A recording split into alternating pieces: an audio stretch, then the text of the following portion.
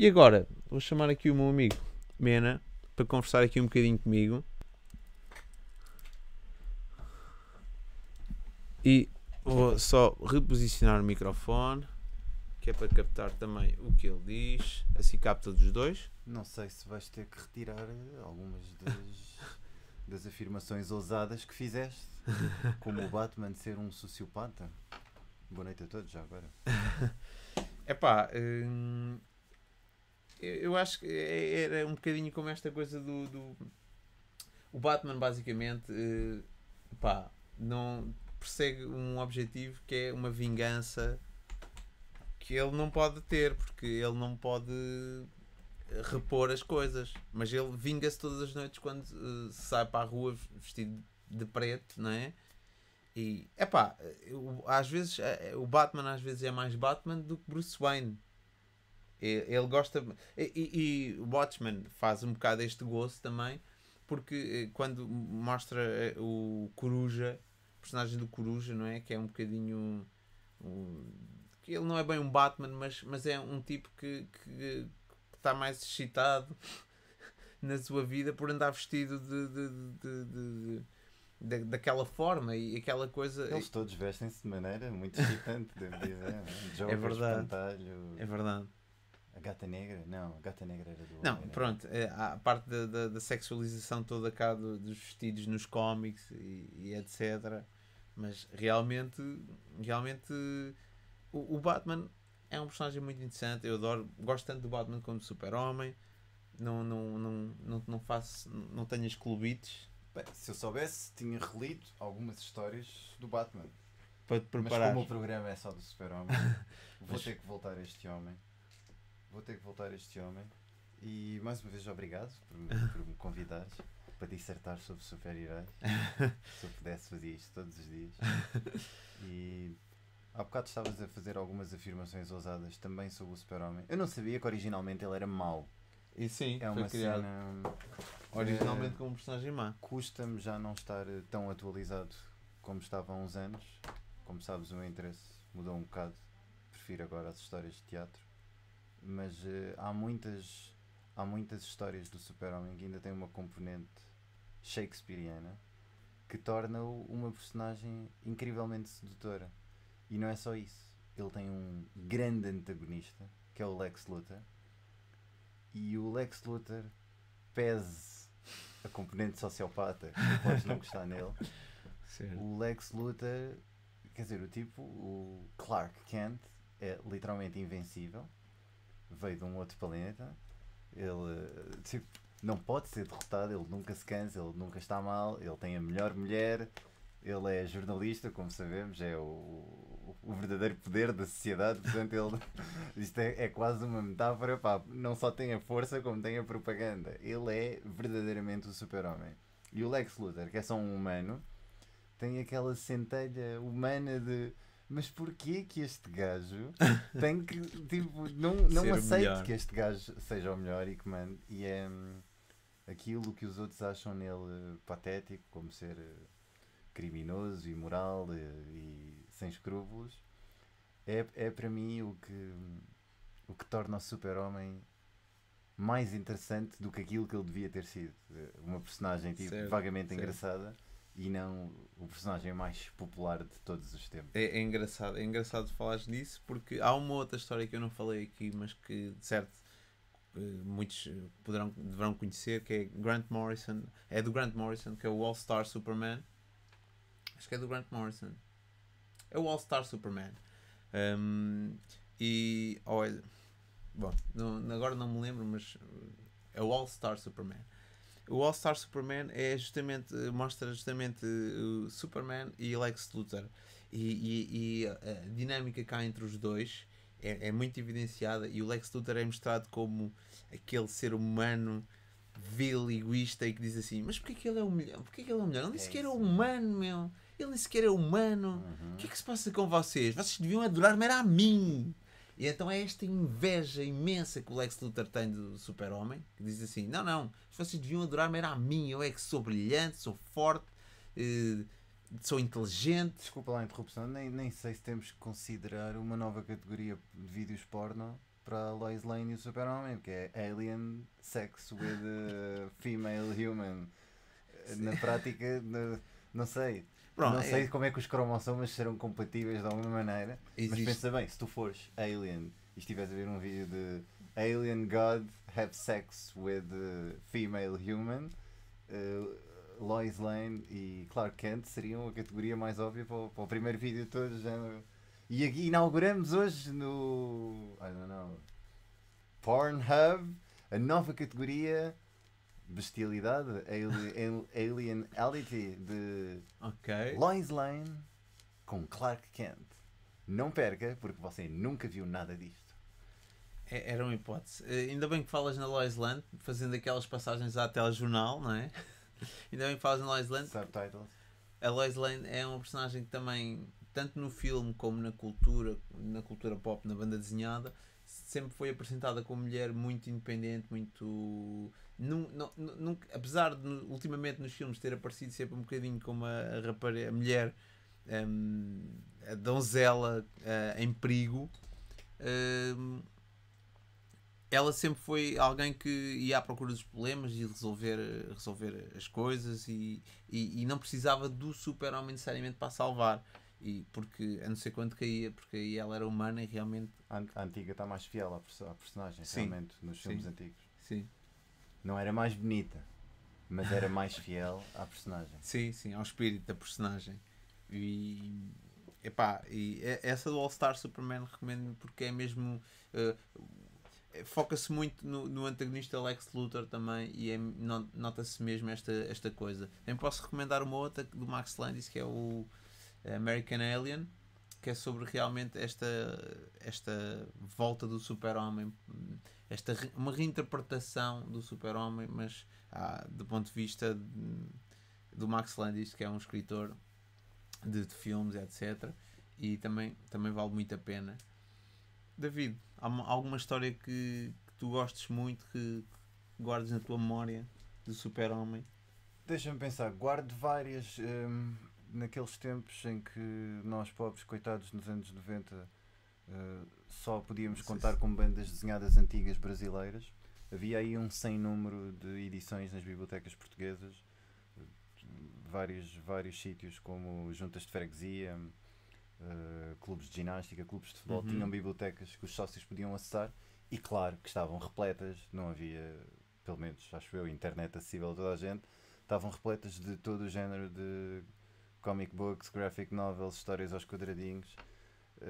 As edições brasileiras dominavam isto tudo. Recordo-me muitas histórias com o Lobo, um personagem que tinha assim um aspecto de cowboy, que dava, tipo, ele era o mau, mas tu, de uma certa maneira, conseguias sempre convencer-te que os argumentos dele faziam sentido com o Super-Homem.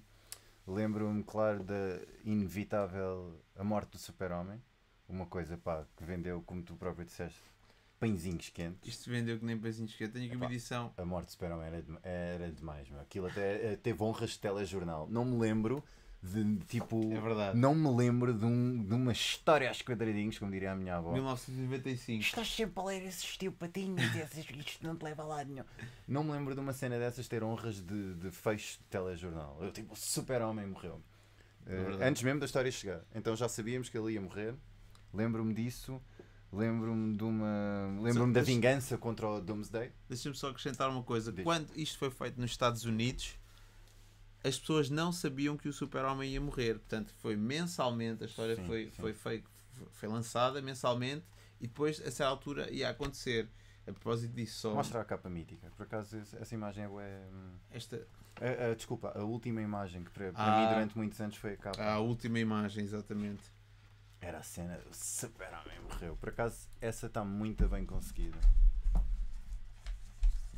A Lois a chorar, o maldito Jimmy Olsen. Jimmy Olsen, espero que os teus leitores, ouvintes, consumidores da tua plataforma de comunicação não se chateiem, mas o Jimmy Olsen é literalmente a personagem mais desenxabida, desinteressante que alguma vez populou algum universo DC ou do que quer que seja. Só uma curiosidade aqui sobre esta banda desenhada.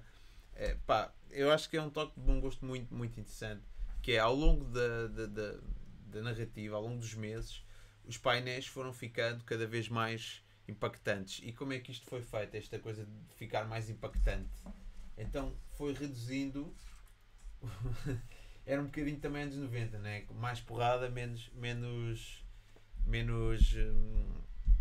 mais porrada, menos história, não é? Uhum. Então isto foi feito, portanto, aqui temos 4 painéis por página. A partir de certa altura passamos a ter 3 painéis por página. 3 painéis sempre. 3, 3, 3, 3, 3, 3. A tensão vai crescendo. Passamos a ter 2 painéis por página. 2 painéis por página. Portanto, 2 painéis sempre. Até que na última edição passamos a ter 1 painel por página. Epá, isto é bom storytelling, digamos assim, porque numa banda desenhada eles imprimiram um ritmo.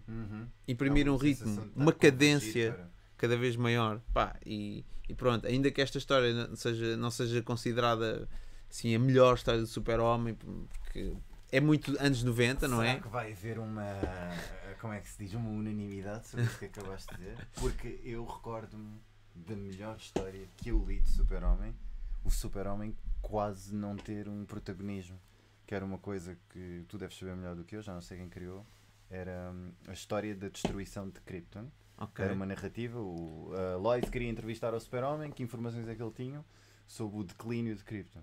E tu podes traçar um paralelo, porque Krypton era um mundo aparentemente como o nosso, em que as modificações genéticas eram um dado adquirido na sociedade, mas que passaram por um momento antes de lá chegar, um momento em que as pessoas eram finitas, portanto viviam, nasciam, viviam, morriam, e a dada altura a sociedade começou a conquistar, teve avanços científicos que permitiram a vida eterna, literalmente é isso, por meio da substituição de órgãos.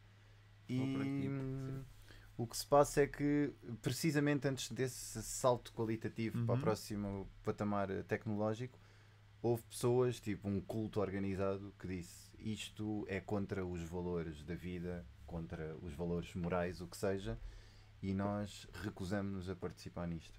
Preferimos morrer dignamente, como Deus manda. Eu estou aqui a dizer como Deus manda porque eles eram retratados quase tipo como padres, assim, com túnicas compridas. O resto dos habitantes de Krypton não eram retratados da mesma maneira. Então o livro convida-te a pensar neles como um culto. E a dada altura eles morrem, preferimos morrer normalmente do que participar num ato que nós vemos como um ato de barbárie, de barbarismo total. E passado muitos anos, muitíssimos anos, Krypton está a viver uns problemas de energia e de instabilidade no núcleo do planeta. E, quer queiras fazer comparações com os dias de hoje ou não, parece haver uma noção de fim de ciclo na sociedade e o culto volta a ressurgir entre os jovens. Atenção que era um culto que já estava completamente desaparecido e passados várias centenas de anos a informação vem ao de cima que nem sempre se aceitou este estilo de vida eterno como uma unanimidade ou como uma coisa incontornável, e começa uma guerra civil em Krypton. Uma guerra civil violentíssima em que ambos os lados apontam pontos de vista muito válidos, mas que em última análise os eventos daquela guerra civil levam à destabilização do núcleo, ou do... retratavam Krypton como um planeta cujo núcleo era um imenso reator energético. E o planeta acabava por desaparecer por causa dos argumentos esgrimidos na guerra civil e do extremar de posições, radicalismo total. O que eu li dessa história, lembra-te, isto eram os anos 90, a clonagem estava na moda, não é? Era o grande assunto. É engraçado, só acrescentar uma coisa, às vezes é engraçado ler as bandas desenhadas porque são quase um barómetro da sociedade, o que é que se está a passar naquele momento, aquilo vai parar à banda desenhada. O quê? Estão muito a falar em radioatividade? Todos os super-heróis vão nascer com radioatividade. Pum, pum. E é giro esse exercício. Ou seja, era Edward Snowden ou o super-herói fascista criado pelo Donald Trump. Hoje é guerra civil, não é? Que é aquela coisa, vamos registrar todos os super-heróis, porque isto não podemos andar aí armas de destruição maciça a andar e essas coisas. Pronto, embora fosse o Clark a contar à Lois, que estava a entrevistá-lo, a narrativa passava-se um bocado em off e misturava-se ou o narrador em off ou o narrador, o Jor-El, que era uma espécie de cientista É o pai e do historiador, Super-Homem. o pai do Super-Homem, e era ele que Claro, Kal-El, na altura. em última análise sentia-se muito seduzido pelos argumentos do culto que tinha ressurgido, e em última análise ele tomava a decisão com a mulher dele, aliás, quebrando todos os parâmetros, e já lá vou, que tomava a decisão de pegar no filho dele e mandá-lo para o planeta Terra, contra a vontade da mulher. E eu digo-te contra os parâmetros, porquê? Porque em Krypton os casamentos eram combinados, era tipo do género, tu tens esta característica genética, eu tenho esta característica genética, nós encontramos e geramos um ser, não havia essa noção de amor. O Jor-El, como grande historiador que era, acabava-se por sentir um bocado seduzido por essas ideias do passado, como casamentos por amor e viveres e morreres normalmente. E quando ele descobria que havia um planeta Terra que ainda estava num estágio semelhante ao que Krypton esteve, ele pensou: vou mandar o meu filho para lá e vou dizer à minha mulher que a amo. E então aquilo tudo era conduzido de uma maneira belíssima mesmo. Um grande exemplo de storytelling. Okay. E lembro-me só de ver a conclusão final, era um bocado chata, porque era o tipo a mulher do Jor-El a dizer: mas neste planeta o Super-Homem vai para o Kansas, não é? Tipo, e a primeira imagem que o Jor-El mostra é tipo um tipo sem camisa, mesmo americano, palito na boca, a cavar a terra para plantar batatas ou o que seja, e a mulher do Jor-El fica mesmo: meu Deus, tu estás a mandá-lo como se hoje dissesses que ias mandá-lo, não sei, vou mandar este gajo de 6.000 anos para trás no tempo e deixá-lo a viver com estes selvagens na Alemanha do Norte. Mas ele dizia: não, é que o planeta deles está ao pé de um sol amarelo, e esse sol amarelo vai dar baterias eternas à nossa criança, e ele será como um imperador desse mundo. Tipo, ele não estava a mandar do género: ei, terráqueos, tomem conta do meu filho, era do género: era mais a ideia contrária, vai lá e domina. E desbunda dos gentios, desses nativos inferiores. E de facto nessas alturas é fácil dar valor ao Lex Luthor, porque ele tem razão. O Super-Homem é só um psicopata alienígena que pretende, se não fossem as morais, psicopata alienígena, portanto é um bocado a ponte com o sociopata, né?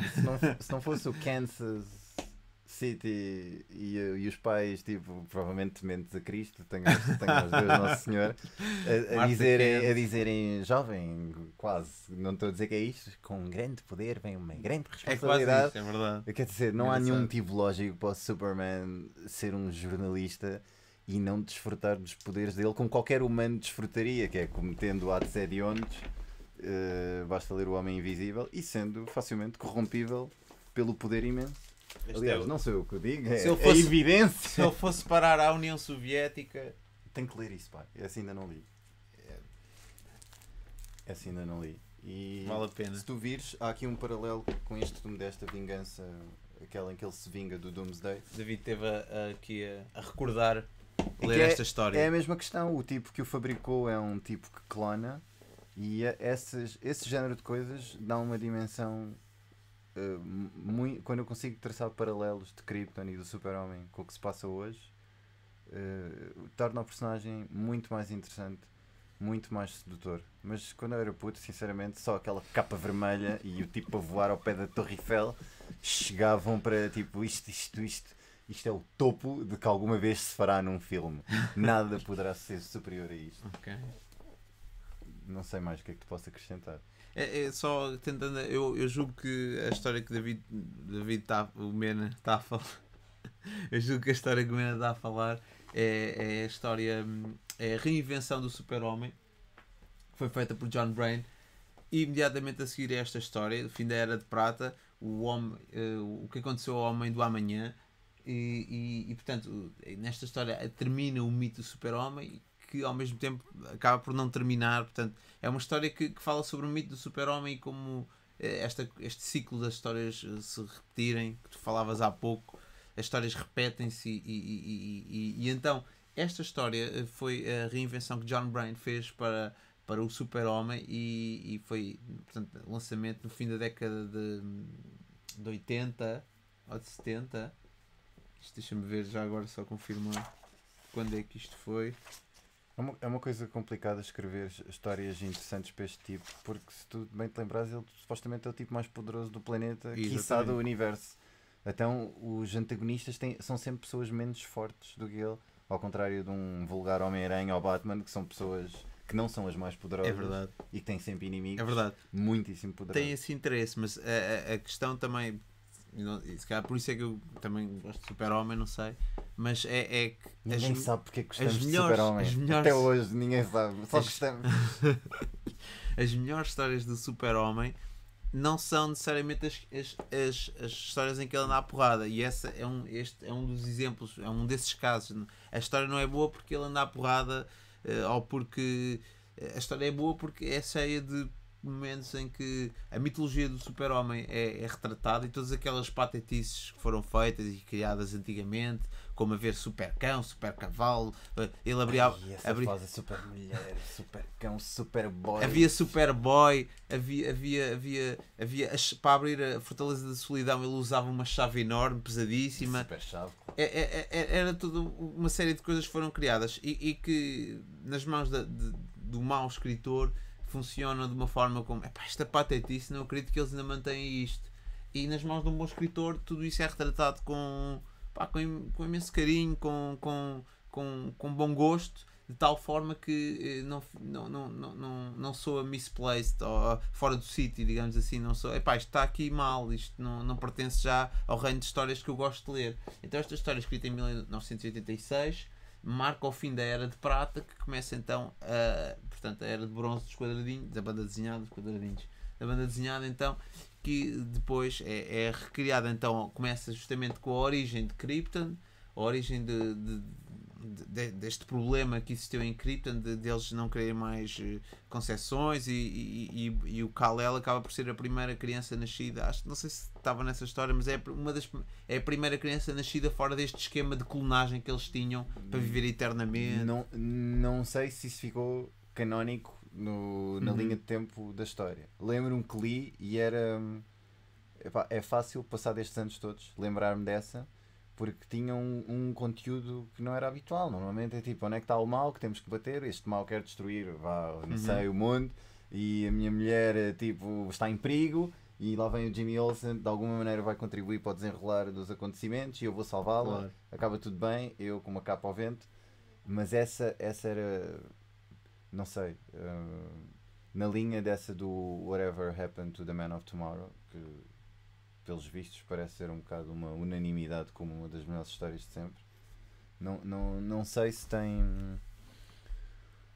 Não sei se o conteúdo dessa é tão imortal sem o contexto de Super-Homem. Essa que eu gostei em Krypton funcionava em qualquer contexto, percebes? Digo testa porque não consigo mesmo lembrar-me de uma melhor. Também gostei muito dessa da vingança de Super-Homem. Introduzia com conceitos bem namorados, como esse ajudante dele, o Tempus, que pelos vistos ele não está preso a uma linha temporal e acabava por levar spoiler alert spoiler alert, Uma história de 97. se não querem saber, façam mute, tipo 1 ou 2 minutos. Portanto, a partir de agora, spoiler.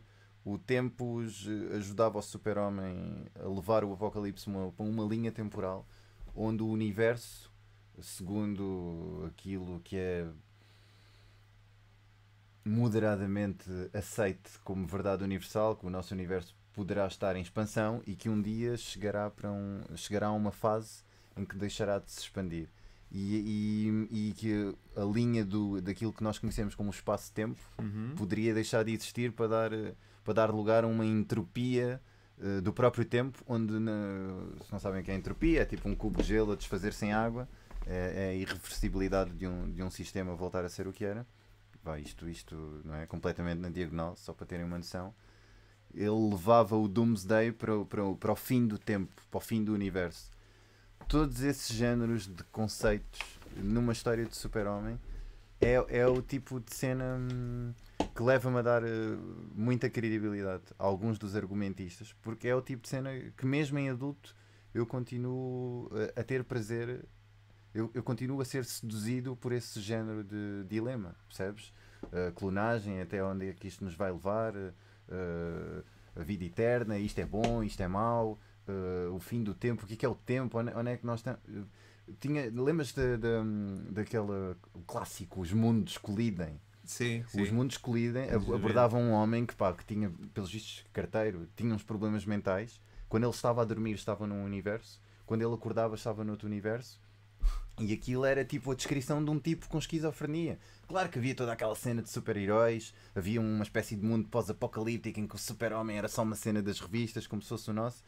Toda essa mesclagem, uma meta-piada, né? mesmo, toda essa mesclagem de conceitos, é uma coisa que é arte, é bem feito, não precisa de ser descredibilizado como muita gente faz, por ser uma graphic novel, uma história aos quadradinhos, como diria a minha avó. E dessas assim consigo lembrar-me de conceitos muito interessantes a envolverem o super-homem, mas aí está, são histórias tão bem conduzidas que o super-homem torna-se um detalhe da história. Claro. É bem abordado, é fixe até para um adulto, ou pelo menos para um adulto como eu, que gosta de tipos de azul com cuecas vermelhas a esvoaçar ao pé da Torre Eiffel. O Doomsday, esta tu não leste, o Doomsday acabou por voltar mais tarde, Doomsday Wars. Foi um bocado chato porque eu fico sempre com um bocado com a ideia do género. Ele matou o Super-Homem, foi um evento especial e estar a voltar a trazê-lo deixa de ser especial, então passa a ser o vilão da semana. E esta história é fraca, eu não gostei muito. Basicamente combinam. Então, se ele ia para o fim do tempo, como é que ele volta de uma coisa dessa? É pá, banda desenhada também tem estas liberdades criativas, já sabemos. A banda desenhada faz isto, cria, mata, recria. Horrível. Pronto, a parte disso, basicamente juntavam o Brainiac com o Doomsday, portanto ficava tipo o Doomsday inteligente. Oh, man, ele até fala! Ninguém quer um Doomsday inteligente. Não. A piada dele é porrada. Exatamente, mesmo anos 90, wrestling, etc. A piada dele é ser um bárbaro. E, portanto, a banda desenhada também é isto, é por isso que a gente fala aqui de banda desenhada que nos apaixona. Porque... Graphic novel. Devíamos dizer graphic novel. Novela gráfica, não sou tão bem, mas é uma graphic novel. Eles fazem isto, é um bocado como o pessoal que discute bola. Aquilo é o tema e acontecem coisas diferentes e o pessoal tem alguma coisa para dizer, se gosta, se não gosta, etc. Mesmo a sério. E pronto, acho que é isso. Por hoje está tudo. Foi emissão 1. Contei aqui com o convidado Mena. Muito obrigado pelo Mena. Convite, meu caro. Aquele cumprimento estranho que é feito, mas tem que ser feito. Mas gostei muito, a sério, foi muito divertido. Estás a dizer por oposição ao beijo que costumamos dar, longo e prolongado? Claro. Estava ali a minha mulher? Não. Pronto, é isso. Muito obrigado pela vossa presença. Se alguém cá esteve, se vêm ver depois, obrigado também. Não sei, coloquem um like, subscrevam. A ideia é continuar com isto, montar o site também. A ideia é continuar a trazer coisas dentro deste universo da banda desenhada e do cinema e das graphic novels e do o que agora se espalha. Subscrevam que isto hoje foi calminho. Nem vão acreditar quando chegarmos a Star Wars. Fanboy. A força degrada-se. A força degrada-se. Tchau.